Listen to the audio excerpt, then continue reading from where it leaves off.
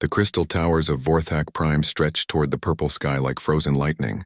Inside the largest tower, the Galactic Military Academy buzzed with activity as students from dozens of worlds attended their classes. In Classroom 7 Delta, 3 unlikely friends sat together in the back row, whispering during their xenopolitics lecture.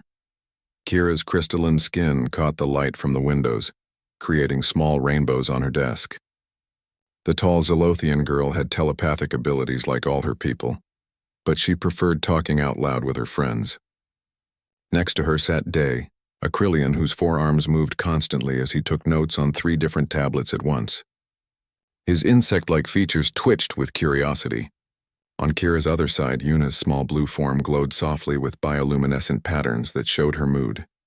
The aquatic Nepthari was the smallest in their class but had the fiercest spirit. Professor Vexithara, a massive being with tentacles for arms, was explaining the current state of galactic politics. Her voice boomed across the classroom as she gestured at a holographic map showing the galaxy split into different colors. The Grand Galactic War continues to rage between the eastern and western spiral arms, the professor said. Over 200 years of conflict have shaped our modern political landscape. Nearly every advanced species participates in some capacity, providing troops, resources, or strategic support. Day raised one of his 4 hands. Professor, which species fight the most effectively? The tentacled professor's eyes gleamed. Excellent question. The Krothak Empire has the strongest individual warriors. The Severian Collective has the best technology. The Nepthari Alliance excels at underwater combat. She paused, looking at each student. But interestingly, there is one species that is completely forbidden from participating in any galactic conflict. Yuna's patterns brightened with interest. Who? Humans, Professor Vexthera said quietly. They are the only species explicitly banned from all military actions under the Galactic Charter. Kira leaned forward. Why, are they too weak to help? The professor's tentacles suddenly went rigid. Her expression changed completely. That is classified information. We should move on to trade regulations. The 3 friends exchanged glances. In all their classes, they had never seen a professor refuse to answer a question so quickly. Something was wrong. After class, the trio gathered in their favorite spot in the Academy Gardens. Floating platforms held exotic plants from across the galaxy, creating a peaceful maze of colors and scents. Did you see how scared she looked? Yuna said, her patterns flashing orange with excitement. She knows something about humans that she cannot tell us. Day's analytical mind was already working. I have studied many species in our database. Humans are listed as a level 3 civilization with basic space travel capabilities. They discovered faster than light travel less than 1,000 years ago. Nothing about them seems dangerous. Kira closed her eyes and concentrated. I tried to read the professor's mind when she mentioned humans, but there was a wall there. Something she was actively trying not to think about. So what do we do? Yuna asked. We researched, Day said, all 4 arms moving as he pulled out his tablets. Everything about humans and why they are banned from galactic conflicts. They spent the next 3 days searching through every database they could access. The results were frustrating. Every official record about humanity's military prohibition had been heavily censored. Most files simply said classified or redacted by order of the Galactic Council. The few remaining documents were confusing. Trade records showed humans were friendly and cooperative. Cultural exchanges described them as curious and adaptable. Scientific collaborations praised their creativity and problem-solving skills. Nothing suggested they should be banned from anything. On the 4th day, Yuna made a breakthrough. Deep in the Academy's legal archives, she found a copy of the original Galactic Charter from 847 years ago. Hidden in subsection 47C of military regulations was a single line.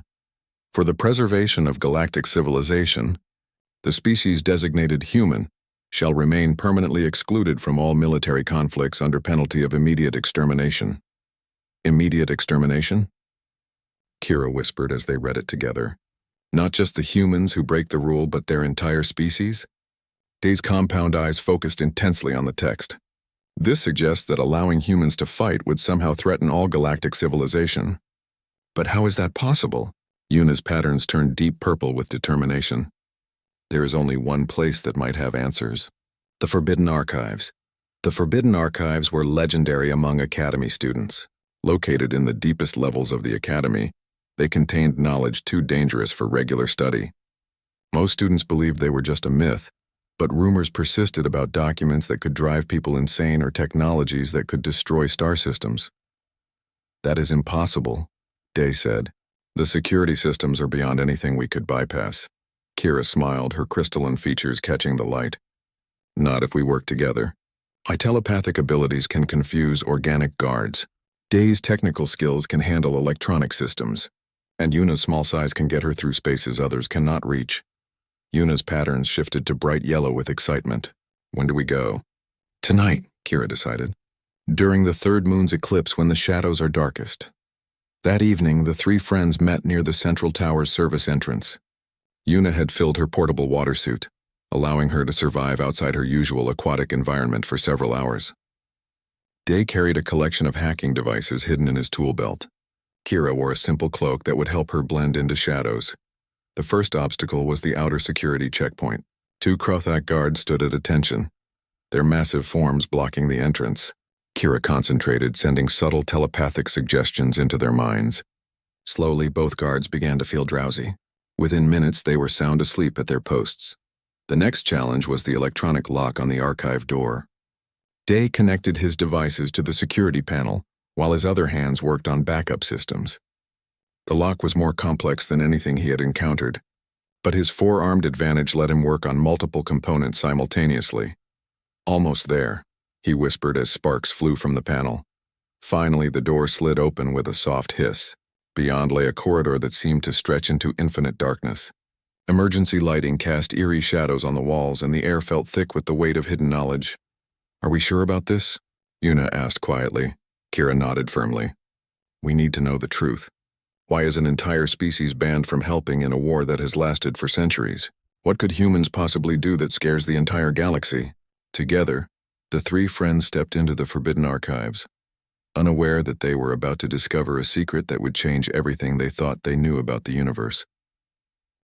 The forbidden archives stretched deeper than the three friends had imagined. Corridor after corridor filled with sealed vaults, each marked with warning symbols in dozens of galactic languages. The air hummed with energy from containment fields protecting dangerous knowledge from the outside world. Yuna led the way through the narrow passages, her small form moving silently between the towering storage units. Her bioluminescent patterns had dimmed to barely visible, casting just enough light to see without triggering motion sensors. "Here," Day whispered, stopping at a vault marked with human symbols. Earth's languages were rare in the archives, making this section easy to spot. These containers are labeled with dates from 847 years ago. Kira pressed her hand against the storage unit's surface. The metal felt cold and somehow wrong, as if the contents inside wanted to stay hidden. "I can sense something powerful in there. Fear. Lots of fear." Day worked quickly with his tools, bypassing the electronic locks with practiced skill. The storage unit opened with a deep groan, revealing rows of data crystals and recording devices. Each item was labeled with codes that meant nothing to them, except for one file that made them all freeze. "Terra Incident, Classification Omega," Yuna read aloud. "What does Omega classification mean?" "It means this information could destroy civilizations if it got out," Day answered quietly. His knowledge of military classifications suddenly felt heavy in his mind. They carefully removed the data crystal and found a viewing station in the corner of the vault. The holographic display activated with Day's touch, filling the air with images from nearly 9 centuries ago. The recording showed a massive space station orbiting a beautiful blue and green planet. Ships from dozens of species surrounded the station in perfect formation. At the center of it all, a small delegation of creatures stepped out of a simple metal vessel. "First contact," Kira breathed. "We are watching first contact with humans." The humans looked surprisingly ordinary. They walked on 2 legs like many species, had 2 arms, and no visible natural weapons. They were smaller than Krothak warriors, had no psychic abilities like Zolothians, and could not survive in space like some other races. In every way, they seemed unremarkable. The recording showed the humans meeting with the Galactic Council. Admiral Hyun, a middle-aged human with graying hair, spoke clearly and calmly to the assembled alien leaders. Next to him stood Diplomat Nari, a younger woman who smiled warmly at each species representative. "We are honored to meet you. Admiral Hyan said in the recording. Humanity has dreamed of this day since we first looked up at the stars. We hope to learn from you and contribute what we can to galactic peace. The council members looked amused. Their expressions and body language showed they thought these humans were charming but harmless. One counselor, a massive creature with multiple heads, actually laughed. Tell us, Admiral, the counselor said. What can your species offer the galaxy? What are your people's greatest strengths? Admiral Hyan thought for a moment. We adapt quickly to new situations. We solve problems by thinking in ways others might not expect, and we never give up when protecting something we care about. More laughter from the council. They clearly did not see these traits as impressive. The recording jumped forward several months.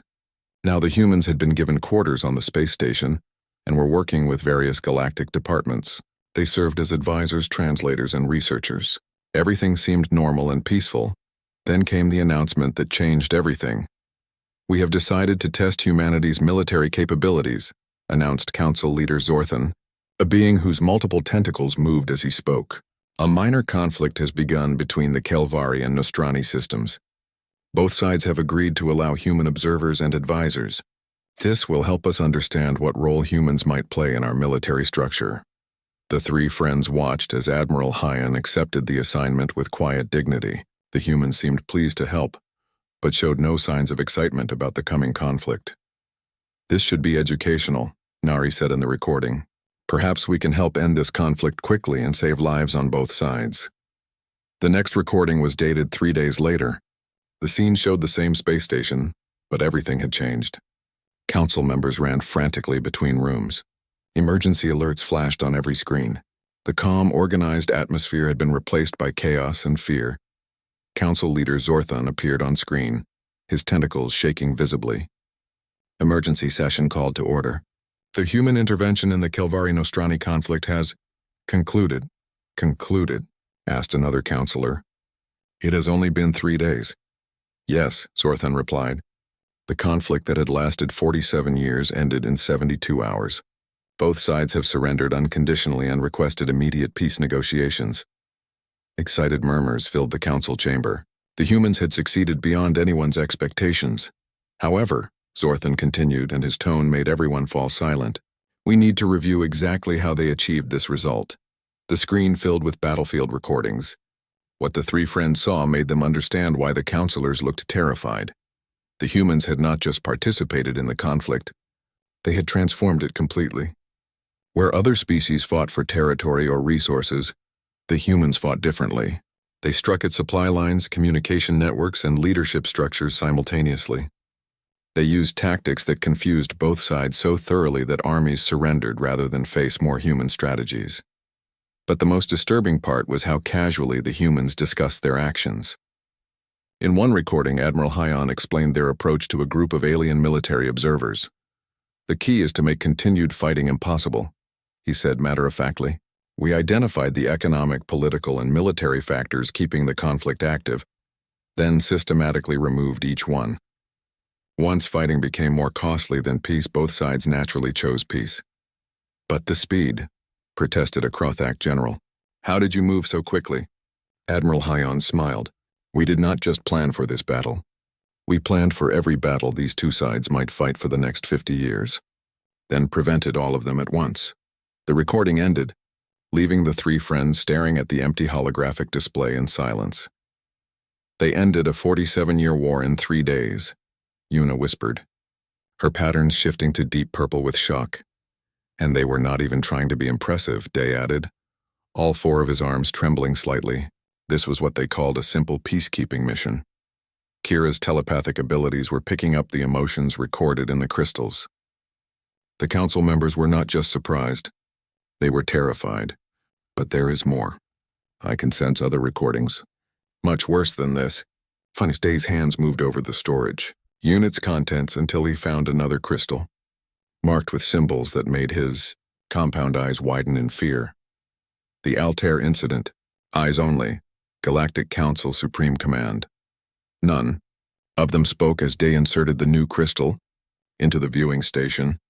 Whatever they were about to see had scared the galaxy's most powerful leaders enough to hide it in the deepest archives for over 8 centuries.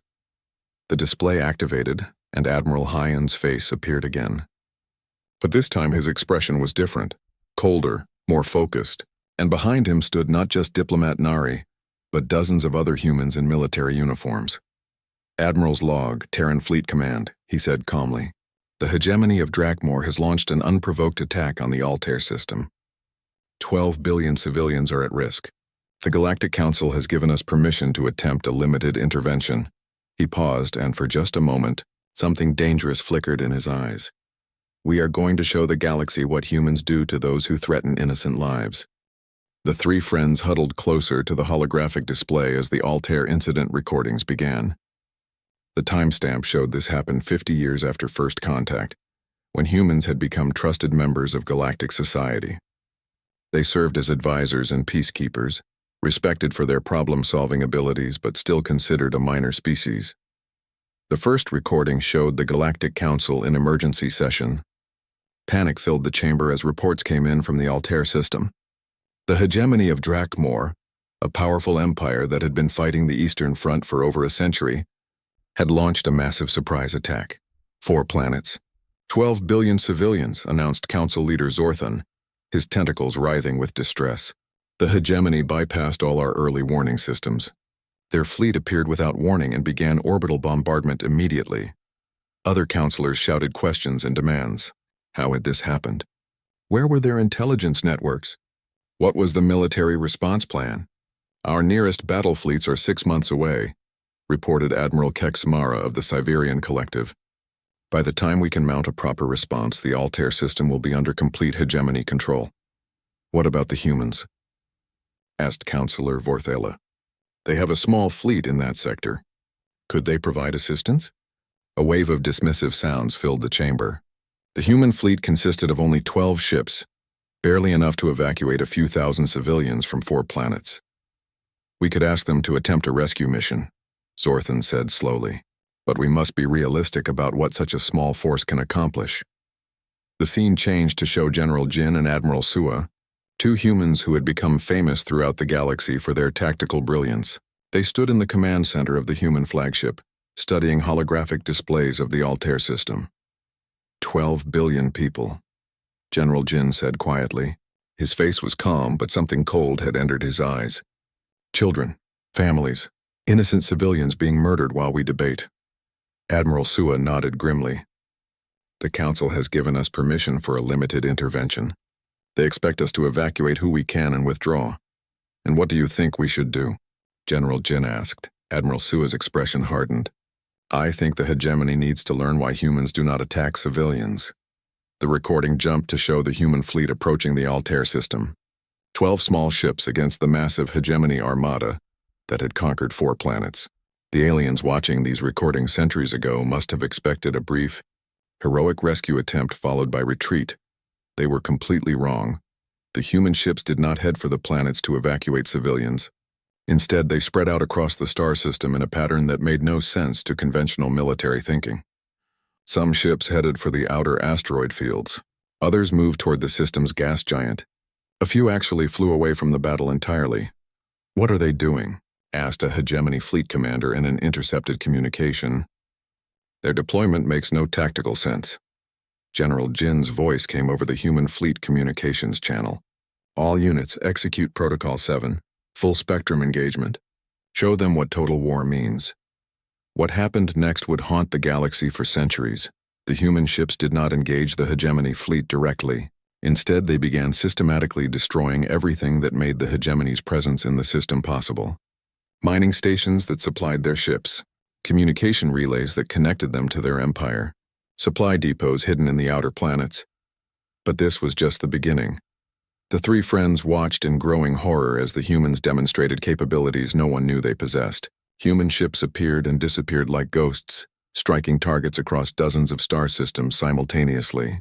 How was this possible with only 12 vessels?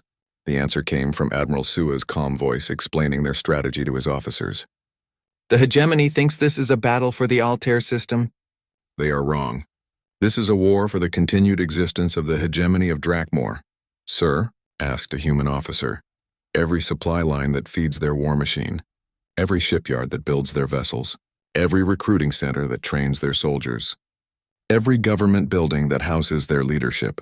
All of it becomes a legitimate target the moment they chose to murder civilians. The recording showed human forces striking across 11 star systems at once. Not random attacks, but precisely coordinated strikes that crippled the hegemony's ability to continue fighting. Day's analytical mind struggled to understand the planning required for such operations. Impossible, he whispered. The coordination alone would require computational power beyond anything in our databases. They are not just fighting a battle, Kira said, her telepathic abilities picking up the emotions embedded in the recordings. They are dismantling an entire civilization. On-screen, hegemony leaders broadcast increasingly desperate surrender offers. They would withdraw from Altair. They would pay massive reparations. They would accept any terms for peace. General Jin's response was broadcast across the galaxy. You had the opportunity for peace before you began murdering civilians. That opportunity has expired. The systematic destruction continued. Hegemony colonies found their orbital defense platforms mysteriously disabled. Their communication networks went silent. Their military academies suffered catastrophic accidents. Their government officials began disappearing. But the most terrifying part was how few humans were actually involved. Intelligence reports showed that most of the destruction was being carried out by the same 12 ships that had entered the Altair system. Somehow they were accomplishing in days what should have required massive fleets and years of preparation. How? Yuna asked, her patterns flashing orange with confusion. How can 12 ships destroy an empire that spans 11 star systems? The answer came from a recording of Admiral Sua, explaining human military doctrine to a group of allied observers. His words were spoken calmly as if he was discussing the weather. Other species fight until their enemy surrenders. We fight until our enemy cannot threaten anyone ever again. The hegemony chose to target civilians, which means they have forfeited their right to exist as a military power. But surely you will accept their surrender eventually, asked a Severian observer. Admiral Sua's expression never changed. What surrender? By the time we are finished, there will be no hegemony left to surrender. 72 hours after the human intervention began, it was over. The hegemony of Drakmor, an empire that had existed for over a millennium, had been reduced to scattered refugee fleets begging for asylum. 11 star systems lay in ruins. 300 billion beings were dead or displaced. The Altair system was free, its civilian population safe. The human fleet had accomplished their rescue mission perfectly. The final recording showed an emergency session of the Galactic Council 3 days later. The chamber was silent except for the sound of breathing from dozens of species. No one seemed to know what to say. Finally, Council Leader Zorthon spoke. Admiral Sua, you were authorized to attempt a limited rescue mission. Can you explain what happened? Admiral Sua stood calmly before the assembled leaders of galactic civilization. We rescued the civilians of the Altair system by removing the threat to their safety. Mission accomplished. You destroyed an entire empire, Zorthon said quietly. We eliminated a threat to innocent life, Admiral Sua corrected. The hegemony made their choice when they began targeting civilians. We simply ensured they could not make that choice again. 300 billion dead, whispered Counselor Vorthala. Admiral Sua's expression finally changed, showing just a flicker of sadness. Yes, that is what happens when someone forces humans to choose between innocent lives and military restraint. We will always choose to protect the innocent. The recording ended, leaving the three friends staring at the empty display in complete silence. Finally, Kira spoke in a voice barely above a whisper. They did not just win a battle. They erased an entire civilization from existence. In 3 days, Day added, his forearms trembling. With 12 ships. Yuna's patterns had turned deep black, the color of fear among her people. And they called it a rescue mission. Deep in the storage unit, more data crystals waited. The three friends knew they had only begun to understand why humans were forbidden from galactic warfare. What they had seen was terrifying, but something told them the worst was yet to come. The deepest part of the storage vault contained files that made the three friends hesitate before opening them. These crystals were marked with symbols they had never seen before. Warnings in languages so old that their translation programs could barely understand them. Xenopsychological analysis, species designation. Human, classification, extinction level threat. Day read slowly. This file is over 700 years old. Kira pressed her hand against the crystal, using her telepathic abilities to sense what lay within. Immediately, she jerked her hand back as if burned. Fear. More fear than I have ever felt. Whoever wrote this was absolutely terrified. Yuna's pattern shifted to pale blue with worry. Maybe we should stop. Some knowledge is too dangerous. But they had come too far to turn back now. Day inserted the crystal into the viewing station, and the holographic display filled with the image of an elderly alien scientist. The nameplate identified her as Dr. Zenthara, Chief Xenopsychologist of the Galactic Council. Personal log, Dr. Zenthara, Day 2847 of Human Psychological Analysis. The recording began. After decades of study, I must now present my findings to the Council. I fear they will not believe what I have discovered. The scene changed to show Dr. Zenthara standing before the full Galactic Council. Charts and diagrams filled the air around her, showing brain scans, behavioral patterns, and genetic analyses of human subjects. Honored counselors, she began, I have completed the most comprehensive psychological study in galactic history. My team has analyzed human behavior patterns, cultural development, military tactics, and evolutionary history. Our conclusion is both simple and terrifying. She paused, looking around the chamber at representatives from hundreds of worlds. Humans are not like us. They are not like any species we have encountered. Every other sapient race in the galaxy evolved some form of submission behavior, territorial limitation, or conflict resolution mechanism. Humans evolved the opposite. A Krothak counselor interrupted. Explain what you mean by the opposite. Dr. Zenthara's expression grew grim. Humans are persistence hunters who specialized in the complete elimination of threats. They did not evolve to fight until surrender or strategic advantage. They evolved to fight until extinction. The holographic display showed images from Earth's history, massive creatures that once ruled the planet, now existing only in museums, entire species that had vanished when humans arrived in new territories. On their homeworld, Dr. Zenthara continued, humans encountered hundreds of different sapient species. Neanderthals, Denisovans, Homo erectus, and others. Where are they now? Silence filled the council chamber. Gone. All gone. Humans did not conquer them or enslave them. They simply replaced them so completely that these species ceased to exist. This is not cruelty. It is instinct. The three friends watched as counselors began to shift uncomfortably. This was information none of them wanted to hear. But surely, said a Severian representative, humans have learned to control these instincts. They seem peaceful enough in our interactions. Dr. Zenthara shook her head. You misunderstand. Humans are peaceful because they currently face no existential threats. But observe what happens when they perceive a threat to their survival or their values. The display showed military recordings they had not seen before.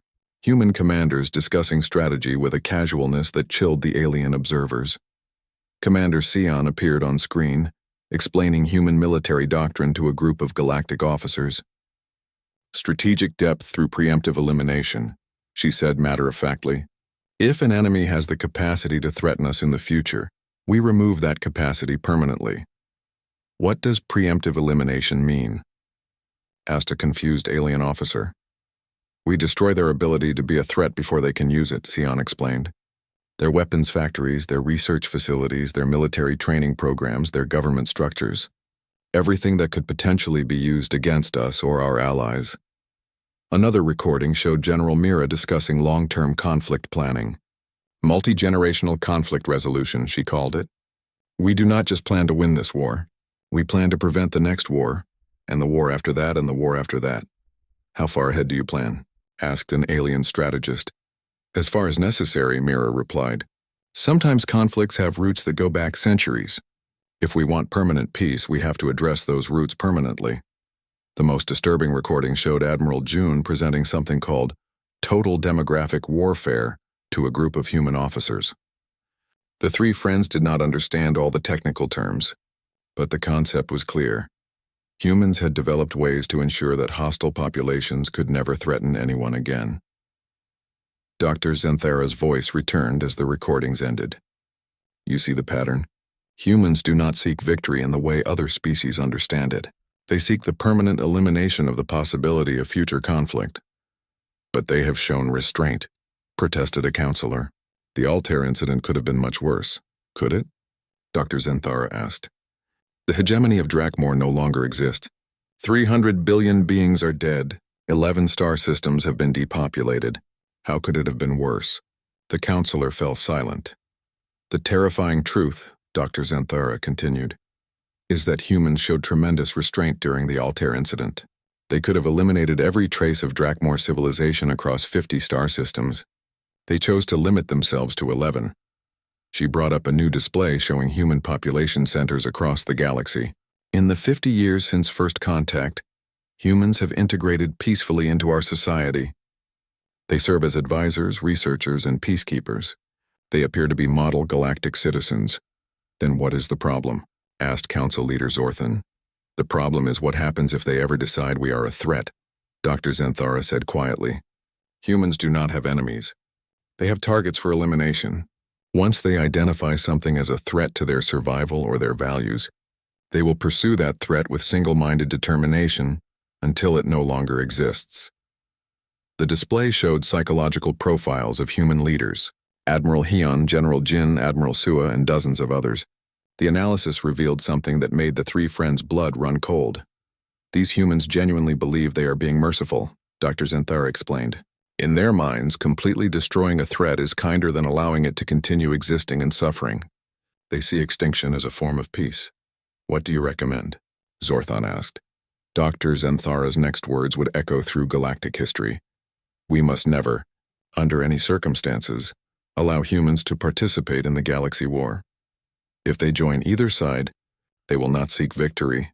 They will seek the total elimination of the other side. And once they begin, they will not stop until every trace of their enemies has been wiped from existence. Surely you exaggerate, said a counselor. Do I? Dr. Zenthara asked. Humans have a saying, the only good enemy is a dead enemy. But they do not mean individual enemies. They mean the complete elimination of the enemy's capacity to ever threaten anyone again. Their culture, their technology, their breeding populations, their very identity. The recording showed one final image. A human child's drawing of their family. It looked innocent enough until Dr. Zenthara explained what the psychologists had discovered. Human children are taught from birth that protecting their family is more important than their own lives. But they define family very broadly. Their species, their allies, innocent civilians they have never met, all are considered family worth dying for. And worth killing for, she added quietly. The recording ended with Dr. Zenthara's final recommendation. Humans must be kept ignorant of the true scale of galactic conflict.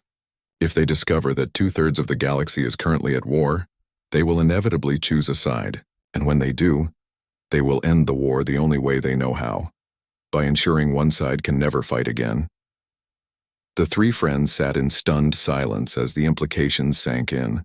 Everything they had been taught about galactic politics was a lie.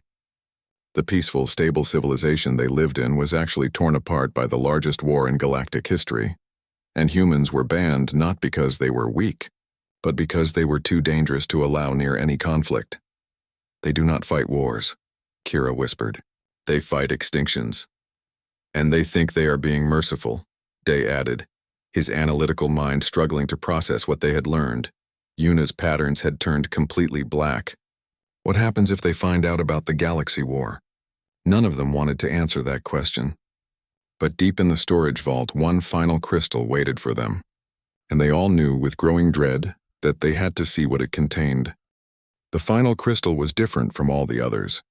Where previous files had been marked with warnings and classifications, this one bore a simple label. Operation Peaceful Sleep Current Implementation Status. The timestamp showed it had been updated just days ago. Current? Yuna said, her patterns flickering with confusion. These files should all be ancient history. Day's four hands moved nervously as he inserted the crystal. This suggests the operation is still active. Still happening right now. The holographic display activated to show a familiar face. Council Leader Zorthan, but much older than in the previous recordings. This was recent, perhaps recorded within the last few months. Operation Peaceful Sleep Status Report, Galactic Year 3847, he began. The containment of human knowledge regarding the galaxy war continues successfully after 847 years of implementation. Kira's telepathic abilities immediately picked up the emotional resonance in the recording. He is exhausted and terrified. This operation has been going on for over 8 centuries. The display showed detailed charts and statistics. Human population centers, their communication networks, their exploration patterns. Everything was being carefully monitored and controlled. Earth remains isolated within the designated neutral zone. Zorthan continued. Human colonies have been limited to 17 systems, all carefully selected to avoid contact with war zones. Human exploration missions continue to be redirected away from conflict areas through false navigational data and staged equipment failures. The 3 friends realized they were witnessing the galaxy's greatest deception. For nearly 900 years, the Galactic Council had been lying to humanity about the true nature of galactic civilization. Human historical records have been successfully edited. The report continued. They believe first contact occurred peacefully, and that galactic civilization is largely stable and peaceful. They have no knowledge of the Eastern and Western Front conflicts, the ongoing siege of the Korthak systems, or the recent escalation in the Outer Rim territories. Yuna's patterns shifted to deep purple. They think we live in a peaceful galaxy. They have no idea that billions die in war every year. The display changed to show communication intercepts from human space. Scientists discussing their hope for eventual admission to the Galactic Council. Philosophers writing about humanity's role in promoting peace throughout the galaxy. Children dreaming of exploring the stars and making friends with alien species. The irony is devastating, Day observed. They want to help. They genuinely want to bring peace to the galaxy, and that is exactly why we cannot let them. The recording continued with Chancellor Lex Thari, a being whose multiple heads allowed him to process information faster than most species. He looked older and more worn than the 3 friends had ever seen him in public appearances. The greatest challenge to Operation Peaceful Sleep comes from human curiosity, he reported. Their exploration technology improves constantly. Their deep space sensors become more sophisticated each year. Eventually, they will detect signs of the war zones. What is our contingency plan? Asked another voice off-screen. If humans discover the galaxy war on their own, Lex Thari replied, we implement Protocol Omega, total information suppression, followed by forced relocation of all human populations to designated containment worlds. The 3 friends exchanged horrified glances. Protocol Omega meant the end of human freedom throughout the galaxy. And if that fails? The voice asked. Lex Thari's multiple heads turned toward the camera, and his expression was one of absolute despair. If containment fails, if humans learn the truth and decide to intervene in the galaxy war, then we implement the final contingency. Article 47C of the original charter, complete extermination of the human species, the voice finished. Quietly, the recording showed one final scene that would haunt the 3 friends forever. A secure council chamber, where the galaxy's most powerful leaders discussed humanity's fate with the casual tone of people planning a meal. The war has escalated again, reported Admiral Kexmara. The Eastern Front has developed new biological weapons. The Western Alliance has responded with planet-killing orbital platforms. Casualty estimates for this year alone exceed 2 trillion beings. Any sign of human detection? Asked Lex Thari. Negative. Their sensors show them a galaxy largely at peace. They continued to send diplomatic messages requesting full membership in the Galactic Council. Poor creatures, sighed Counselor Vorthala. They genuinely want to help end suffering in the galaxy. If only they knew that their help would mean the end of everything. Perhaps it would be kinder to tell them the truth, suggested a younger counselor. Let them make their own choice. The chamber fell silent. Finally, Zorthan spoke with the voice of someone who had carried a terrible burden for centuries. You were not alive during the Altair incident. You did not see what humans call limited intervention. 300 billion dead in 72 hours. An entire empire reduced to scattered refugees, and they called it a rescue mission. He paused, his ancient eyes reflecting memories of horrors beyond imagination. If humans learn about the galaxy war, they will not choose a side. They will choose to end it permanently. Every species currently fighting, every world currently in conflict, every being that has raised a weapon in anger, all of it will cease to exist. Humans do not end wars. They end the ability to wage war. The recording ended, leaving the three friends alone with the weight of the galaxy's greatest secret. For several minutes, none of them could speak. Finally, Kira broke the silence. "We have to tell someone. The Academy, the Council, someone in authority." "Tell them what?" Day asked. "That we broke into the most secure archives in the galaxy? That we have evidence of a conspiracy involving every major government? What about the humans?" Yuna asked quietly. "Do they not deserve to know the truth?" Before anyone could answer, an alarm began blaring throughout the archives. Emergency lights flashed red, and automated security announcements echoed through the corridors. "Unauthorized access detected in Vault 47 Omega. Security teams responding. All personnel evacuate immediately." "They know we are here," Day said, his forearms moving frantically to gather the data crystals. "We have minutes before they arrive." Kira closed her eyes, extending her telepathic senses as far as possible. "I can feel them coming. Dozens of guards, multiple species. And something else. Someone very powerful is with them. What do we do?" Yuna asked, her patterns cycling rapidly through colors of fear and confusion. They had three choices. They could surrender and hope the authorities would listen to their concerns. They could try to escape and live with the secret forever. Or they could do something that would change the galaxy forever. Day's analytical mind made the decision for them. "There," he said, pointing to a communication terminal in the corner of the vault. "Emergency broadcast system.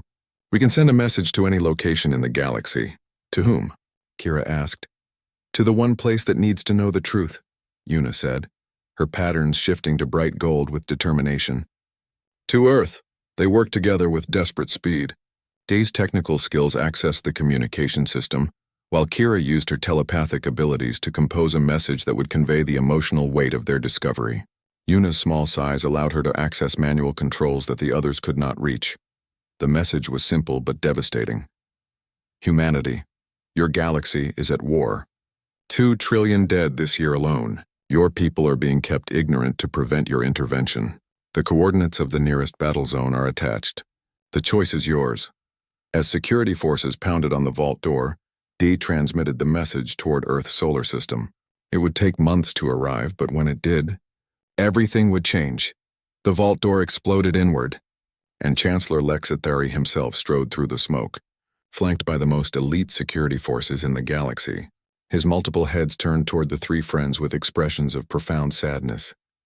"You have doomed us all," he said quietly. 3 months later, Admiral Wu stood on the bridge of the human exploration vessel New Horizon as it crossed into unknown space. The message had reached Earth just as the 3 alien students had planned.